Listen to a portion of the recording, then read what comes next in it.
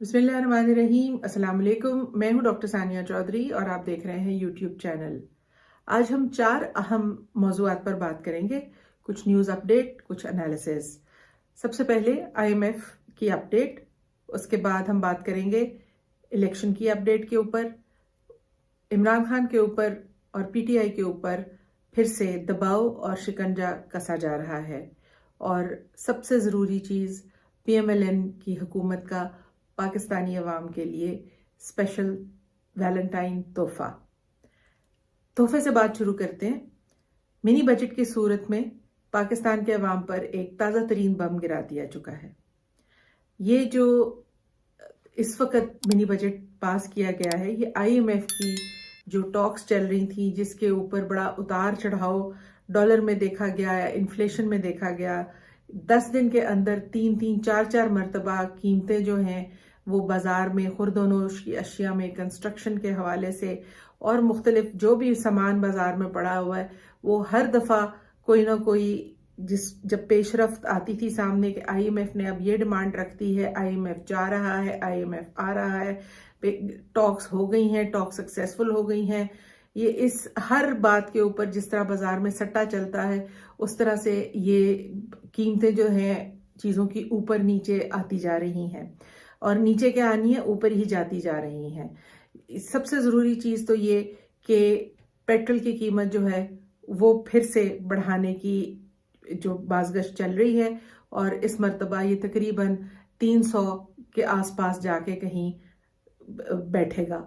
Diesel इसी तरह उसी हवाले से बढ़ाया जा रहा है। बाकी की अशिया ये आप बढ़ा दें तो वो खुद ही फॉलो कर लेती हैं। GST जो है वो 17 से 18% कर दिया गया है तकरीबन 350 अशिया में, जिसमें बहुत सी चीज़ें खुर्दोनोशी और आम इस्तेमाल की चीज़ें हैं, जो कतई लग्जरी आइटम्स नहीं है, रोज़मर्रा के इस्तेमाल की चीज़ें हैं, जैसे शैम्पू, साबुन, सर्फ और इस तरह की चीज़ें। बहरहाल इनके ऊपर भी GST जो है उसको बढ़ा दिया गया है। लग्जरी आइटम्स के ऊपर GST तकरीबन 25% के करीब जाके अब वहाँ पर बात पहुँच गई है। तो इस तरह से तकरीबन 170 बिलियन के नए टैक्सेस जो हैं, जो शॉर्टफॉल आ रहा था टैक्सेस में, उनको पुर करने के लिए फिर से अवाम के ऊपर एक वज़न डाला जा रहा है। अवाम के ऊपर एक अवाम के ऊपर फिर से एक जो दबाव है वो महंगाई का फिर से उनको इसके नीचे लेकर आया जा रहा है। लेकिन अफसोस की बात यह है कि ये जितनी भी चीज़ें महंगाई की तरफ जाती जा रही हैं, इस मुल्क की इकॉनमी बिल्कुल भी स्टेबल होती नज़र नहीं आ रही है, कहीं उस्तवार होती हुई नज़र नहीं आ रही है। कोई प्लान कहीं नज़र नहीं आ रहा कि इस इकॉनमी को वापस ट्रैक पे लाने के लिए 1, 2, 3, 4 क्या इक़दामात हैं जो किए जाएंगे। इसके बरक्स शौकत तरीन साहब जो PTI की हुकूमत में इकोनॉमिस्ट के तौर पे और फाइनेंस के सारे मामला देख रहे थे, उनको उनके ऊपर भी गद्दारी का मुकदमा जो है वो दायर हो चुका है, और तकरीबन 320 अरब रुपए, जो कि 1.2 बिलियन डॉलर के करीब रकम बनती है। IMF ने पाकिस्तान की हुकूमत से ये कहा है कि ये तकरीबन मिसिंग अमाउंट है जिसको हुकूमत अकाउंट फॉर नहीं कर पा रही। अब अगर इसके तनाज़ुर में आप देखें तो जो किस्त IMF से आनी है, जिसके लिए ये सारी तगोदौ की जा रही है और अवाम को इस कदर शदीद एक मुश्किल मराहल से गुजारा जा रहा है, उसकी जो अमाउंट है वो भी 1.2 बिलियन डॉलर ही है। तो ये पैसे लेके पैसे गायब कर लेने का तो ज़ाहिर इस तरह सिलसिला जब चलता रहेगा तो ज़ाहिर देने वाले भी 4 दफ़ा सोचेंगे, बल्कि ज़्यादा दफ़ा सोचेंगे कि वो ये दें या ना दें, ये लोन्स या ये पैसे। इस जो गवर्नमेंट्स इनको लेती हैं और ये सारे मामला तय करती हैं, और अगर ये पैसे इसी तरह से आगे पीछे होते रहेंगे या गायब होते रहेंगे तो ये वो भी फिर एक तरह से हक बजाने भी हैं। और बुरा भले हमें जितना मर्जी लगता हो कि हमारे ऊपर ये महंगाई तारी हो गई है, आम बंदे की के जो घर का सिलसिला चलाना है, एक दाल रोटी का सिलसिला है आम बंदे के लिए, वो भी इस वक्त एक दूभर किस्म की एक सूरत हाल बनती चली जा रही है। इसके बरक्स अगर आप देखें تو عمران خان کے دور حکومت میں بھی IMF کے پیکج چل رہے تھے، ان کے باوجود انہوں نے قوم کو ریلیف دیا، 5-10 روپے کے قریب. جب بھی انہوں نے پیٹرول کی اور بجلی کی قیمتوں میں کچھ کمی کی تو اس کے اوپر بہت واویلا مچا کہ بس صرف اتنے ہی پیسے کم کیے ہیں، اور یہاں کہاں سے کہاں بات پہنچ گئی ہے کہ اب کچھ سمجھ نہیں آ رہی ہے ایک عام بندے کو کہ وہ اپنے گھر کا سلسلہ جو ہے اس کو کس طرح سے آگے کی طرف چلائے. عمران خان کی ضمانتیں 8 کیسز میں ان کو جو منسوخ کر دیا گیا ہے یا ان کو رینیو نہیں کیا گیا، اور اب ایک طرح سے ان کے اوپر اس بات کا دباؤ ڈالا جا رہا ہے کہ وہ چونکہ نومبر میں ان کو گولی لگی اور اس وقت سے لے کر اب تک وہ ان عدالتوں کے سامنے پیش نہیں ہو پائے ہیں، تو ان سے اب ان کو کہا جا رہا ہے کہ وہ عدالتوں کے سامنے آ کر پیش ہوں، اور ان کو جو ضمانتیں ہیں وہ اب ان کی دوبارہ سے وہ رینیو نہیں ہو رہی. تو ایک طرف تو عمران خان صاحب کی جان کو خطرہ ہے، ایک اسیسینیشن اٹیمپٹ ان پر آلریڈی ہو چکی جس میں ان کے اوپر اس قاتلانہ حملے میں ان کو 4 گولیاں لگیں، اور ابھی تک وہ ریکوری فیز میں ہیں، اور ان کو مزید ضمانتیں اب ان کی رینیو نہیں ہو رہی، ان کو نہیں دی جا رہی ہیں، اور یہ کیسز ان پر اب آگے بڑھائے جا رہے ہیں. اس میں لاہور ہائی کورٹ میں ان کے اوپر کیسز ہیں، ان کے اوپر اسلام آباد ہائی کورٹ میں کیس ہے، پشاور ہائی کورٹ میں کیس ہے، بینکنگ کورٹ میں کیس ہے، اسلام آباد ڈسٹرکٹ کورٹ میں کیس ہے، الیکشن کمیشن آف پاکستان میں کیس ہے، اور ٹیررزم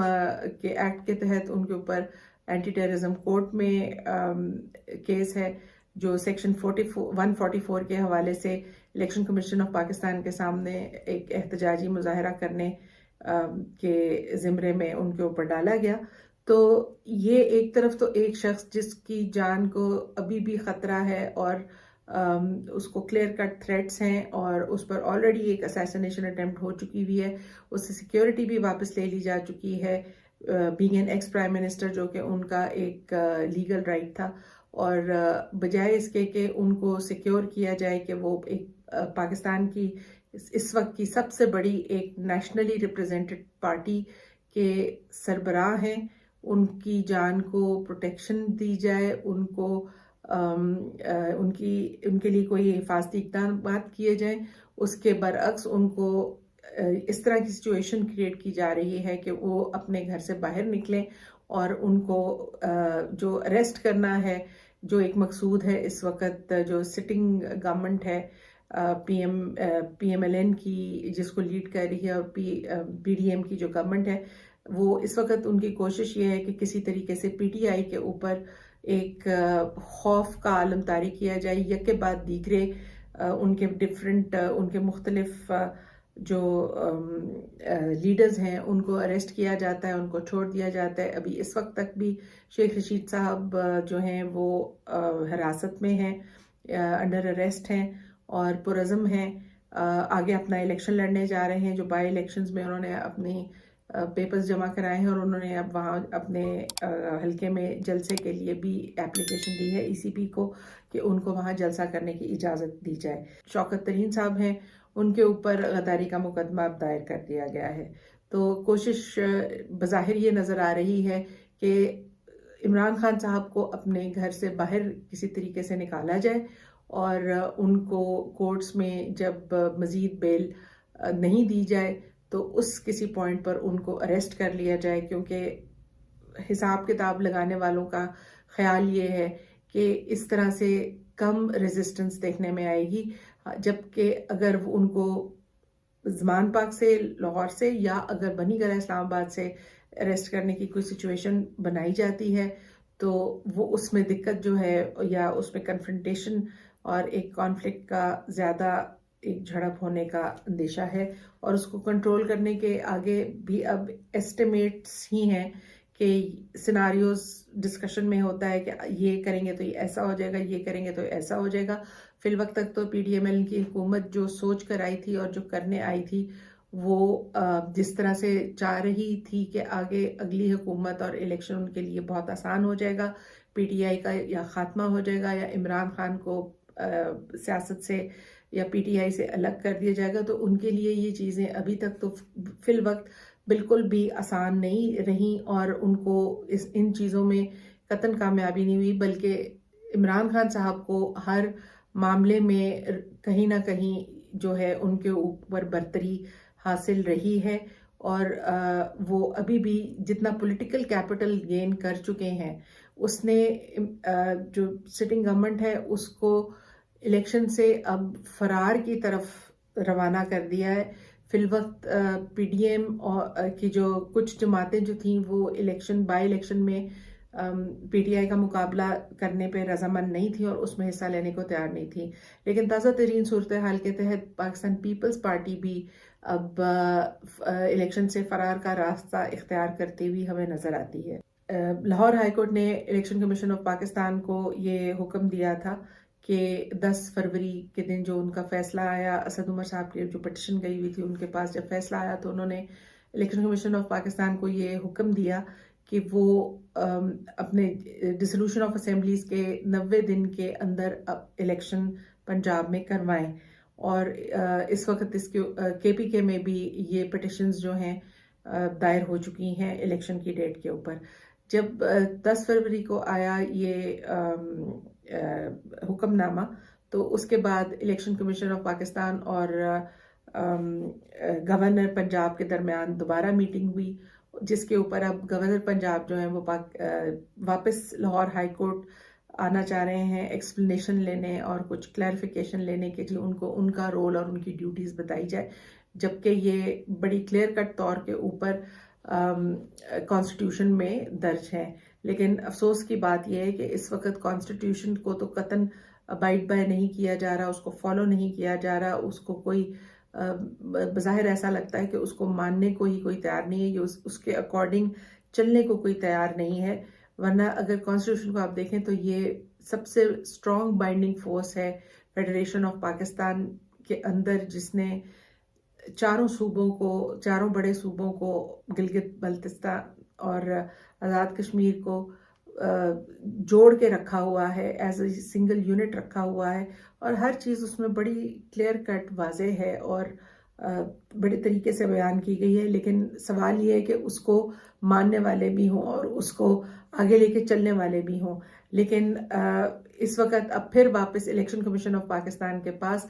گورنر پنجاب جانا چاہ رہے ہیں کہ جی مجھے یہ میری بتائی جائے، اور انہوں نے پھر الیکشن کی ڈیٹ جو ہے اس میں سے وہ نہیں دے رہے. اب یہ بیک اینڈ فورتھ گیم چل رہی ہے الیکشن کمیشن آف پاکستان اور گورنر کے درمیان، اور نتیجہ اس کا یہ ہے کہ ایک ٹائم ڈیلینگ ٹیکٹک جو ہے اس کو استعمال کیا جا رہا ہے، اور بالآخر ای سی پی جو ہے وہ جا کر استدعا کرے گا لاہور ہائی کورٹ میں کہ جی اب تو میرے پاس اتنا ٹائم ہی نہیں کہ میں 90 دن میں الیکشن کراؤں. اور اس کے برعکس اظہر صدیق صاحب لاہور ہائی کورٹ میں ایک پٹیشن لے کے گئے ہیں کہ الیکشن کمیشن آف پاکستان نے لاہور ہائی کورٹ کے حکم دینے کے بعد بھی 5 دن گزر جانے کے بعد بھی ابھی تک پنجاب کے بائی الیکشن کی ڈیٹ نہیں دی، اور اس میں انہوں نے کنٹیمپٹ آف کورٹ کے لیے یہ پٹیشن دائر کی ہے، جس کو ہیئرنگ کے لیے ٹیک اپ کر لیا گیا ہے. ابھی تک کے لیے اتنا ہی. اپنا بہت خیال رکھیے گا. اللہ حافظ.